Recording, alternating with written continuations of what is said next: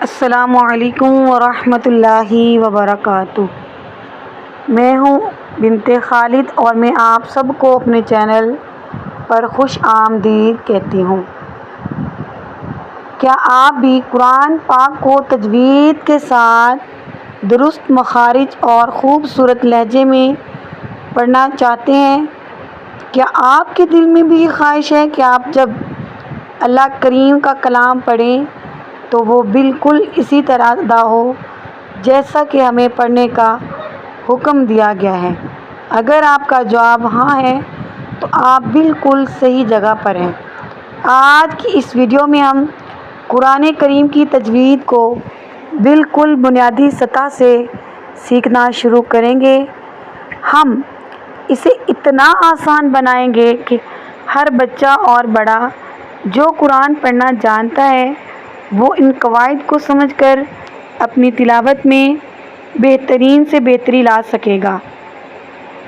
آئیے اللہ کا نام لے کر اور اس کی توفیق سے اپنے تجویدی سفر کا آغاز کرتے ہیں۔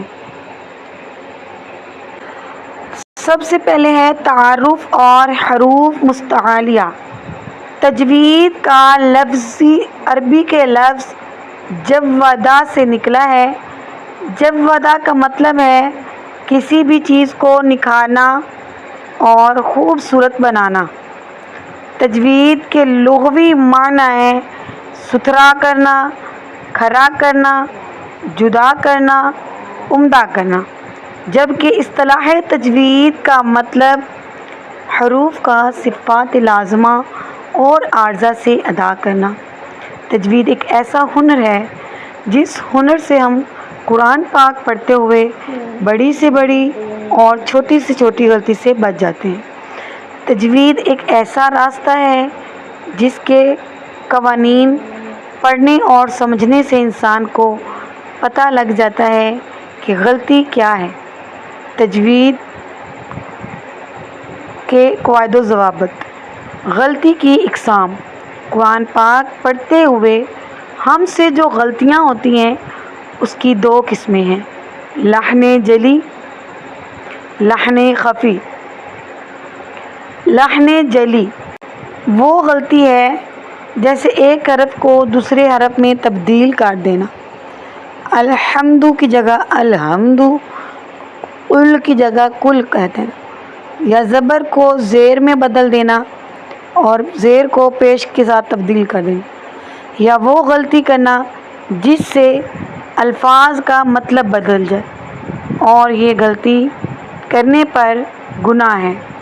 لحن خفی چھوٹی غلطی، یہ وہ غلطی ہوتی ہے جو غلطی تو غلطی ہے پر اس کو کرنے پر گناہ نہیں ہوتا، جیسے را کو موٹا یا باریک پڑھنا۔ تو تجوید میں انسان ایسے اصول پڑھتا ہے جس سے اسے اپنی غلطی کا پتہ چل سکتا ہے، ایسے طریقے سے پڑھتا ہے جس سے وہ بڑی سے بڑی اور چھوٹی سے چھوٹی غلطی دونوں طرح سے بچ سکتا ہے۔ تجوید کی بنیاد کس چیز پر رکھی گئی؟ تجوید کی بنیاد الف سے یا تک تمام حروف پہ رکھی گئی ہے جنہیں حروف تہجی کہتے ہیں، حروف الہجا بھی کہتے ہیں۔ جس شخص کے حروف تہجی جتنے مضبوط ہوں گے اس کی تجوید اتنی ہی مضبوط ہوگی، اور قرآن پاک کو اچھے سے اچھا پڑھنے کا زیادہ مشکل کام یہی ہے کہ لوگوں کے حروف تہجی صحیح نہیں ہوتے۔ تو سب سے پہلے الف سے یا تک کے تمام حروف زبانی یاد ہونے چاہیے۔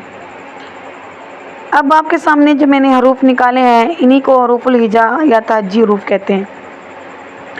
اب دیکھیں الف 3 حروف سے مل کر لکھا گیا ہے، تو اس کو یہ نہیں پڑھنا کہ الف یا الف، نہیں، بلکہ الف الف ادا کرنا ہے۔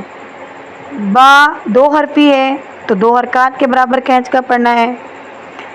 یہاں پہ میں بتاتی چلوں جو 3 حروف ہیں اور ان کے اوپر مد بھی ہے ان کو 4 حرکات تک کھینچ کر پڑھنا ہے۔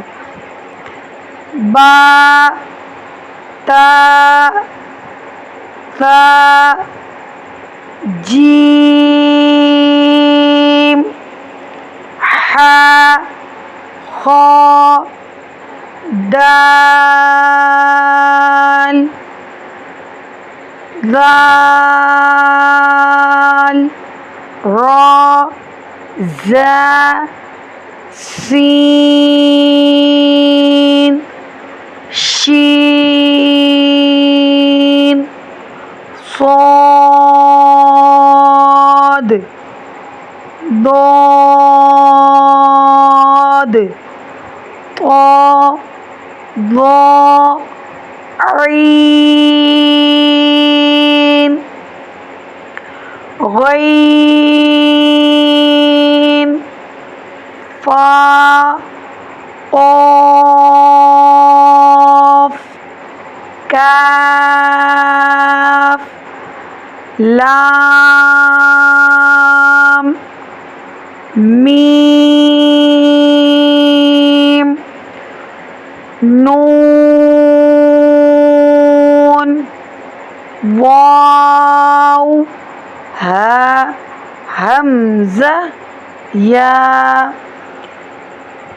جی تو ناظرین، آپ نے میرے حروف الہجا سنے، آپ بے شک ان کو روک کر میرے ساتھ ساتھ ان مخارج کی پریکٹس کریں تاکہ آگے کے اسباق میں آپ کو مشکل پیش نہ آئے۔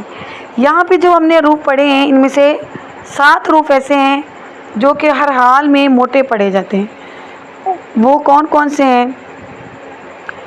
خا صاد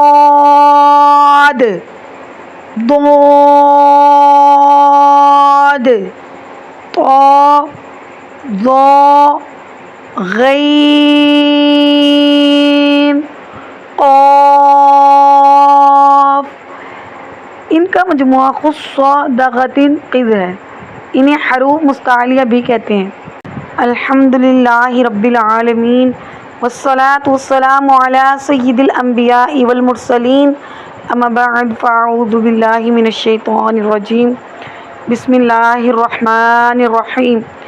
سبق نمبر 1 ہم نے پڑھا جو کہ تعارف تھا تجوید کا، اور 7 حروف مستعلیہ سیکھے، حروف تہجی سیکھے۔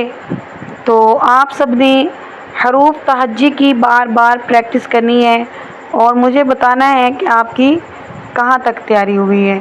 انشاءاللہ کل ہم نئے سبق کے ساتھ حاضر ہوں گے، تب تک کے لیے مجھے دیں اجازت، اللہ حافظ۔